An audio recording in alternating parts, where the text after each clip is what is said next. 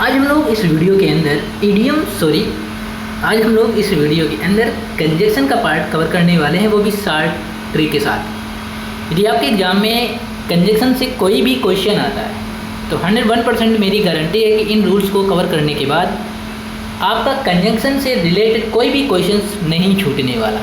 क्योंकि आप लोगों को गाइस पता है कि हम लोग ये वीडियो ग्रामर निंजा चैनल के अंदर देख पा रहे हैं।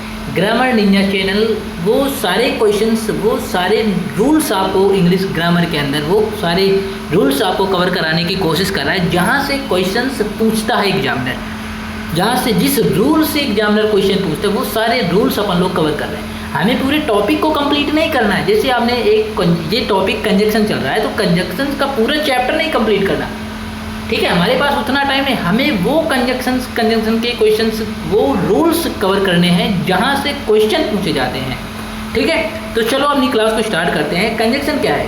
कंजक्शन गाइस वो होता है जो फ्रेजेस एंड क्लॉजेस को जोड़ता है, जो वर्ड्स एंड सेंटेंसेस को जोड़ता है, जो जोड़ने का काम करता है, वही कंजक्शन होता है। क्या होता है? वही कंजक्शन होता है। जैसे a good and intelligent girl, तो यहाँ पर a good and intelligent girl, यहाँ पर दो लोग हैं, मतलब कि a good and intelligent girl, मतलब कि यहाँ पर एक ही लोग है, लेकिन यहाँ पर कंजक्शन एंड का यूज किया गया है कि जो लड़की है वो गुड के साथ साथ, गुड़ खाने वाला गुड़ नहीं है, ठीक है, अच्छी होने के साथ साथ इंटेलिजेंट भी है, तो यहाँ पर एंड का यूज किया गया है। जोड़ने का काम जो करता है उसे कंजक्शन बोलते हैं। A new coat as well as and old coat, तो देखो a new coat as well as, यहाँ पर क्या है? कंजक्शन, ये जोड़ने का काम कर रहा है, ठीक है। तो वह शब्द या शब्द समूह जो दो या दो से अधिक शब्दों, वर्ड्स या फ्रेजेस या वाक्यांशों, क्लॉजेस तथा सेंटेंसेस को जोड़ता है। जैसे a new coat as well as and old coat, तो एन ओल्ड कोट और अ न्यू कोट के बीच में एज वेल एज जो है ना, ये कंजक्शन का काम कर रहा है। ये दो सेंटेंसेस को, दो क्लॉजेस को जोड़ रहा है, ठीक है।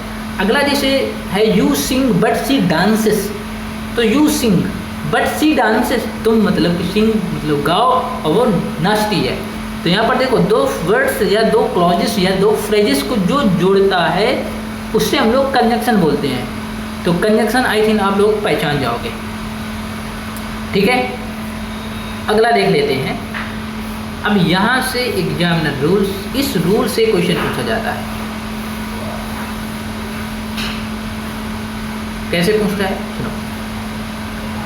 नॉट ओनली के बाद बट आल्सो, आइदर के बाद आर तथा नाइदर के बाद नार का प्रयोग होता है। ऐसे कंजक्शंस को कोरिलेटिव कंजंक्शन या कोरिलेटिव्स कहा जाता है।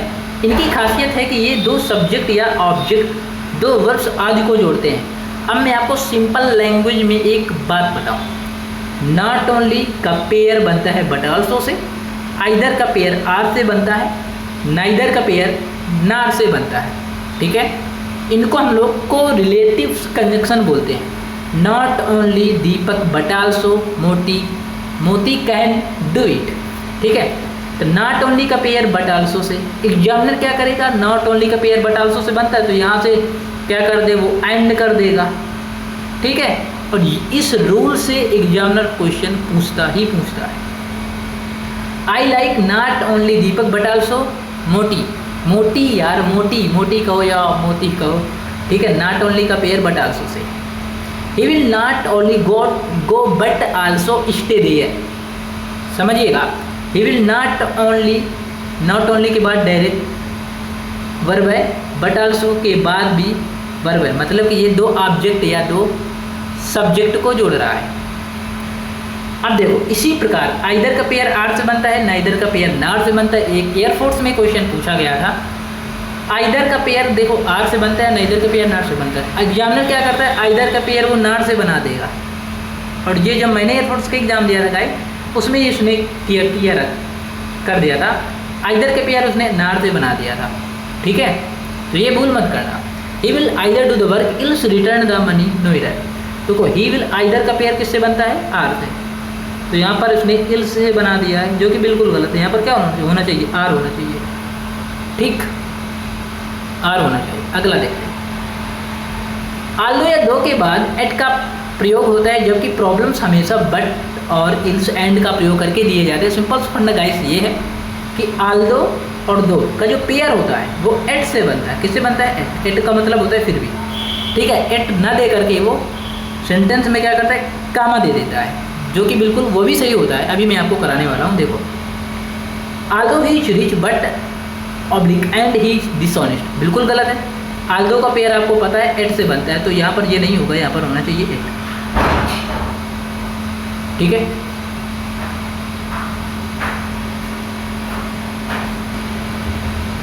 अब देखो यहाँ पर क्या है, बोथ के बाद हमेशा एंड होता है, किंतु प्रॉब्लम्स एज, विल, एज और इल्स आदि के साथ दिए जाते हैं। तो आपको पता है जो बोथ होता है, बोथ का पेयर एंड से बनता है। किससे बनता है? एंड से बनता है। अब देखो मैंने अभी एक क्वेश्चन छोड़ करके मैं चल दिया कि देखो आपको मैंने बताया कि आल्दो और जो दो होता है, आल्दो दो, इनका जो पेयर होता है एट से बनता है। एट ना दिया हो तो वहाँ पर आपको कामा दिया होगा, जैसे यहाँ पर दिया है although he is rich comma he is dishonest. Clear? I think ये पॉइंट आप लोगों को समझ में आया होगा।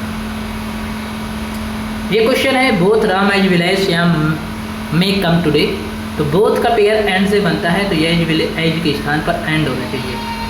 क्लियर? एंड होना चाहिए। और इन्हीं रूल से एग्जामिनर क्वेश्चन भी बनाता है।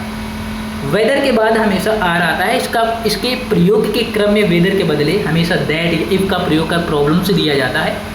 वाक्य के अन्य भाग में और का प्रयोग को मद्देनजर रखते हुए आप देखेंगे कि वाक्य बैलेंस है या नहीं। वेदर का प्रयोग मतलब कि वेदर के बाद में आर आता है, या बोल सकते हैं वेदर का पेयर आर से बनता है। I don't know that he will come और नॉट नो इधर, तो यहाँ पर दैट नहीं होगा, वेदर होगा। क्या होगा? क्योंकि आर लिखा है तो वेदर का पेयर आर से बनता है ना, वेदर का पेयर आर से बनता है, तो दैट के स्थान पर वेदर होगा। अगला, हार्डली स्केर्सली के बाद व्हेन आता है। एग्जामिनर यहाँ से भी क्वेश्चन पूछता है, जहाँ जहाँ मैंने टिक लगा रखे हैं 101% कंजंक्शन, यदि कोई भी क्वेश्चन आया तो इन्हीं रूल से ही आएगा। ध्यान रखें कि हार्डली स्केर्सली के बाद देन, देन, दैट आदि का प्रयोग करके प्रॉब्लम से दिया जाता है। जैसा आपको पता है कि हार्डली स्केर्सली के बाद हमेशा व्हेन आता है। तो hardly had he gone out of the office that he telephone building, तो देखो हार्डली के बाद जो कंजंक्शन आता है दैट नहीं आता है, व्हेन आता है। और एक पॉइंट नोट कर लेना, हार्डली के साथ में इन्वर्जन का यूज होता है, मतलब कि वर्ब आएगी डायरेक्ट। क्लियर? अगला, रेदर तथा अदर के बाद देन का प्रयोग होता है, किंतु इनके बाद हमेशा बट या किसी अन्य कंजंक्शन का प्रयोग कर प्रॉब्लम्स दे दिया जाता है। जैसे I have no other object but to get a job no इधर, तो रेदर हो या अदर हो देन का यूज करते हैं, बट का यूज यहाँ पर नहीं होगा, देन होगा। ठीक है? I would rather have the bat not the bail not the ball no इधर, तो आई वुड रेदर के बाद में देन का यूज करते हैं गाइस, तो नॉट के बदले देन का होगा यूज, नॉट नहीं होगा, देन होगा यहाँ पर। क्लियर? नॉट नेवर के बाद आर का प्रयोग होता है। I have not met him or invited him, तो नॉट का जो पेयर होता है आर से समझ सकते हो, बन सकता है नॉट नेवर के बाद में आर का प्रयोग होता है। I have never spoken to him or written to him. अगला, I have never seen him nor heard about him no year, nor के बदले आर का प्रयोग होता है। I have never seen him, nor के बदले किसका यूज होगा? आर का, इसका यूज करेंगे क्योंकि यहाँ पर लिखा है यार नॉट नेवर के बाद में नार का प्रयोग का प्रॉब्लम से दिया जाता है, तो नार नहीं होगा, यहाँ पर आर होगा। ठीक है? अगला, कंजंक्शन लिस्ट के बाद, यहाँ से भी क्वेश्चन एग्जामिनर पूछता है। कंजंक्शन लिस्ट के बाद ऑक्सिलरी वर्ब शुड का प्रयोग होता है, किंतु